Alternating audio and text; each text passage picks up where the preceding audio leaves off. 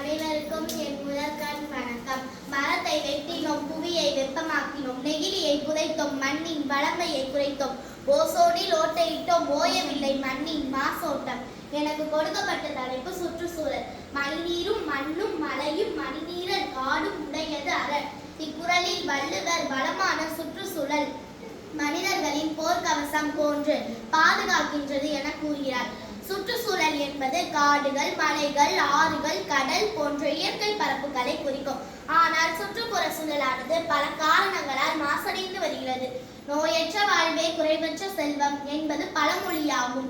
சுற்றுச்சூழல் தூய்மையாக இருந்தால்தான் நாம் ஆரோக்கியமாக வாழ முடியும். சுத்தமான காற்று, தண்ணீர் மற்றும் உணவு ஆகியவை நம் வாழ்க்கைக்கு இன்றியமையாதவை.